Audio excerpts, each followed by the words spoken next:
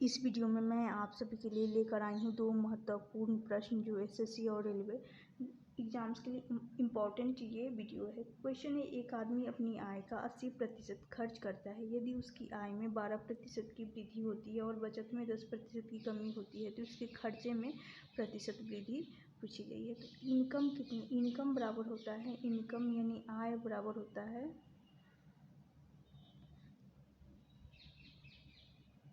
खर्चा यानी expenditure plus होता है सेविंग, यानी इनकम एक्सपेंडिचर और सेविंग के सम से बनता है। क्लियर। अब देखिएगा यहाँ पर यदि खर्चा 80 है, खर्चा कितना है, यदि खर्चा 80 है तो इनकम यदि 100 होगा तो उसमें से खर्चा 80 निकलेगा तो सेविंग कितना हो जाएगा 20। इनकम टोटल यदि आय को 100 मान रही हूँ तो उसमें 80 खर्च हो गया तो बचेगा कितना 20। अब बोला गया है इस इनकम का 12% की वृद्धि की, इस इनकम पर कितने 12% की वृद्धि की जा रही है। तो यानी 100, इनकम 100 है, इस इनकम का 12% की वृद्धि यानी 100 + 12 कर लेंगे 112 हो जाएगा और बटा में 100 कटेगा तो यहाँ से सिर्फ 112 यहाँ से इनकम आएगा। फिर देख रही हूँ बोला गया है बचत में 10% की कमी, 10% इसका फ्रैक्शन का मान 1/10 होता है, यानी इस 10 पर जो भी कमी या वृद्धि की जाती है इस हर के सापेक्ष में की जाती है। तो यानी इनकम कितना है, सेविंग कितना है 20 है, 20 है, इस 20 पर 10 पर 1 की कमी करेंगे 9/10 हो जाएगा, काटेंगे तो यहाँ से 18 आएगा। तो इस पर 10% की यदि कमी की जा रही है तो यहाँ से 18 सेविंग होगा। टोटल इनकम यदि 112 है, 18 सेविंग है तो खर्चा कितना हो जाएगा, एक्सपेंडिचर कितना होगा, एक्सपेंडिचर हो जाएगा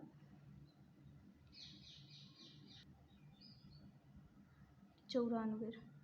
तो पहले इनकम यहाँ पर एक्सपेंडिचर पूछा गया है,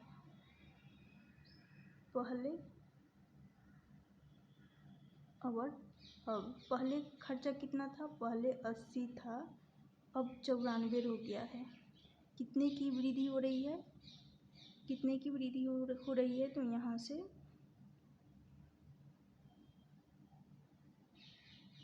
14 की किसके सापेक्ष में, इस ओरिजिनल के सापेक्ष में, पहले वाले के सापेक्ष में निकाला जाता है और गुना प्रतिशत पूछा गया है। यहाँ पर देखना तो गुना 100 कर लेंगे, शून्य से शून्य चला जाएगा, ये 5 दूनी 10, 4 दूनी 8, फिर 2 से ये चला जाएगा 7 दूनी 14, यानी यहाँ से 35/2 बचेगा। 35 में भाग लगाएंगे 17 दूनी 34.5 आएगा, 17.5। ऑप्शन सी इस क्वेश्चन का सही आंसर होगा। नेक्स्ट क्वेश्चन है, एक व्यक्ति अपनी आय का 72 खर्च कर देता है, 72%। यदि उसकी आय में 20% की वृद्धि और उसकी बचत में 15% की वृद्धि होती है तो उसके खर्चे में कितने प्रतिशत की वृद्धि होगी। फिर से सुनिएगा, इनकम बराबर हो जाएगा, इनकम बराबर एक्सपेंडिचर प्लस सेविंग। यदि इनकम में 100 मान रही हूँ, 72% है तो एक्सपेंडिचर हो जाएगा 72 ओवर, तो अभी बताई हूँ कि इनकम बनेगा एक्सपेंडिचर और सेविंग के योग से। तो सेविंग कितना होगा, बचत हो जाएगा 28, क्योंकि इन दोनों का योग इनकम के बराबर होना चाहिए। अब बोला गया है कि आय में 20% की, यानी इस पर कितने प्रतिशत की, 20% की वृद्धि की जा रही है। तो 20% होता है, यानी 20% कितना होता है, 20/100 करेंगे 1/5। तो इस इनकम का, इनकम 100 है, इस 100 का इस 5 पर 1 की वृद्धि करेंगे तो यहाँ से आ जाएगा 6/5 रखूँगी, डायरेक्ट वृद्धि करके रख रही हूँ।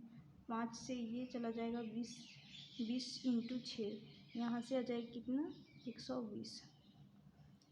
अब वृद्धि करने के बाद यहाँ से इनकम आ गया, नया वाला जो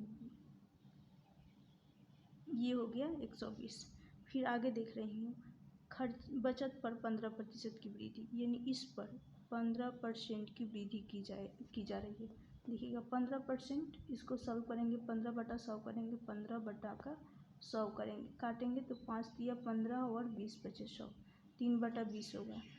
और कितना है ये 28 बचत है, तो इस 28 का किसका, इस 28 का 20 तो बटा में रहेगा, इस 20 पर वृद्धि हो रहा है तो 23 रखेंगे, इसको काट रही हूँ तो ये चला जाएगा 10 दूनी 20, 14 दूनी 28। अब इसको मल्टीप्लाई कर रही हूँ तो 23 चौका 92, 23 एकम 23, तो इस 23 में 9 को ऐड कर रही हूँ तो 9 और 3 ये हो जाएगा 12। उसके बाद फिर यहाँ पर देख रही हूँ 3, यानी 200 कितना आ रहा है मल्टीप्लाई करने पर 322 आ रहा है। अब ध्यान से सुनिएगा, जब 322 आ रहा है लेकिन बटा में 10 भी तो है, तो इसमें भाग लगाएंगे 10 का, तो इसका मतलब ये हो जाएगा, डिवाइड करेंगे तो एक अंक छोड़कर दशमलव लग जाएगा, तो डायरेक्टली इसको लिख देती हूँ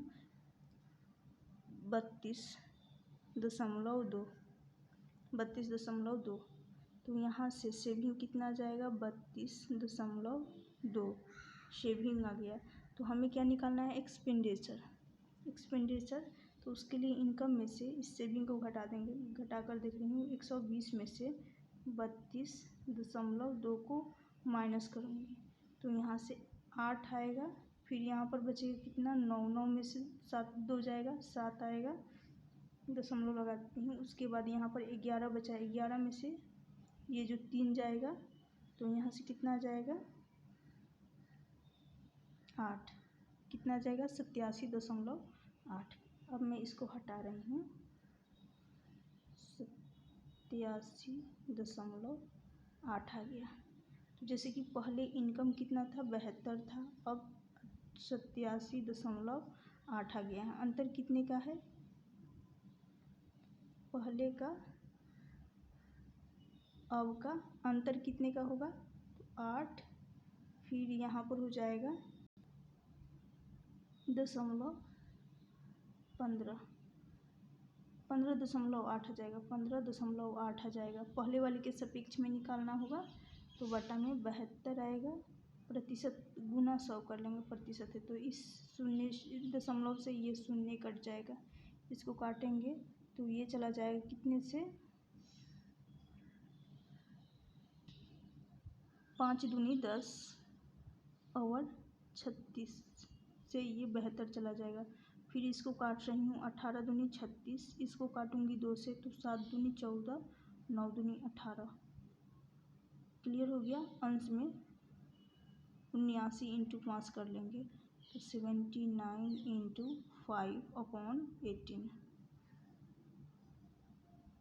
जब इसको मल्टीप्लाई कर रही हूँ तो 9 5 45, 35 और 4 ये हो जाएगा 39/18।